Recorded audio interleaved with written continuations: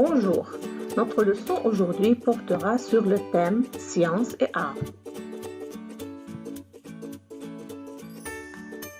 Dans cette vidéo, je ferai une introduction au thème Science et art.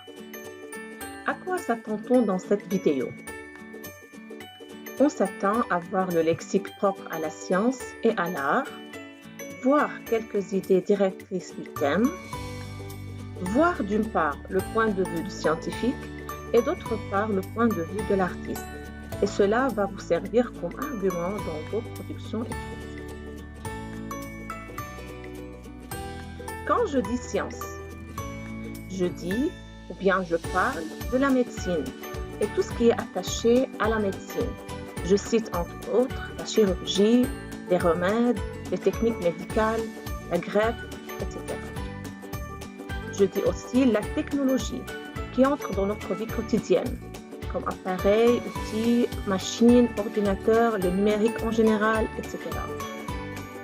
Je parle aussi de la communication, l'Internet, les satellites et tout ce qui y est attaché.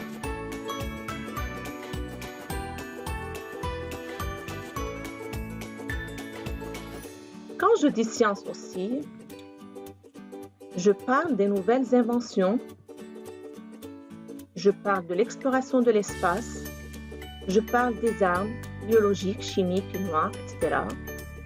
Je parle des OGM et tout ce qui est basé sur les recherches scientifiques.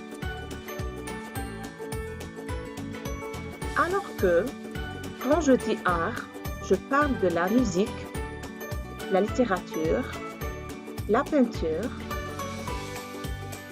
Je parle aussi de la sculpture, le cinéma et le théâtre, et beaucoup d'autres domaines artistiques.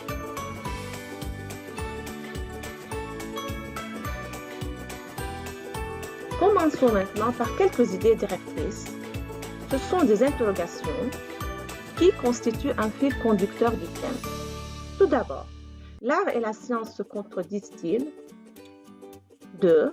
Le dialogue, bien le rapprochement entre la science et l'art, est-il possible? Et qu'espère-t-on de ce rapprochement? 3. A-t-on encore besoin de l'art? Et quelle est son importance dans notre vie quotidienne? Peut-on être artiste et homme de science en même temps? Ici, il y a l'exemple de Léonard de Vinci. Maintenant, ça c'est le scientifique qui va donner des réponses sur la question « Pourquoi la science ?» La science fait progresser l'humanité. Elle améliore notre niveau de vie et assure le confort matériel.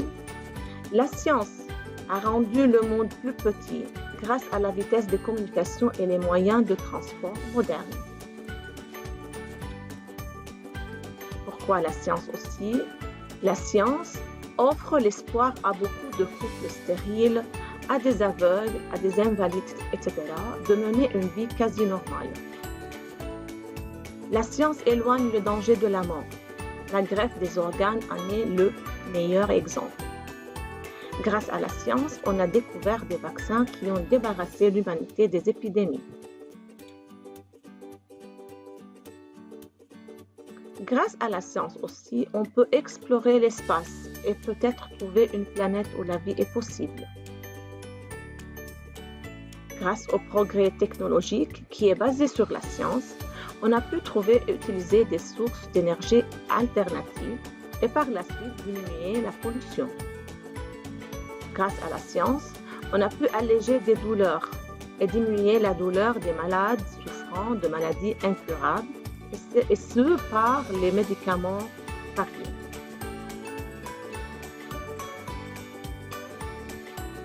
Pour conclure, on ne peut pas finir de citer ce que la science nous procure dans la vie. Voyons maintenant ce que l'artiste a à dire. Ça, c'est l'artiste qui va répondre à quelques questions, ou bien il va nous citer les raisons pour aimer l'art. L'art fixe sur la toile ou dans des mots des nuances qui traversent notre esprit, mais qui sont recouvertes par les exigences de notre vie quotidienne. L'art est lié à la connaissance de soi, de notre vie intérieure et de notre rapport au monde.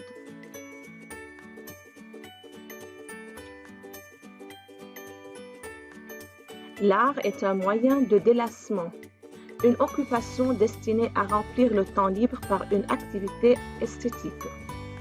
L'art remplit un besoin fondamental chez l'homme, le beau. Une peinture, une belle symphonie, une pièce de théâtre peuvent vous procurer un plaisir immense. Si la science est nécessaire parce qu'elle est à l'origine des inventions matérielles dont nous avons besoin, l'art à son tour nous nourrit spirituellement.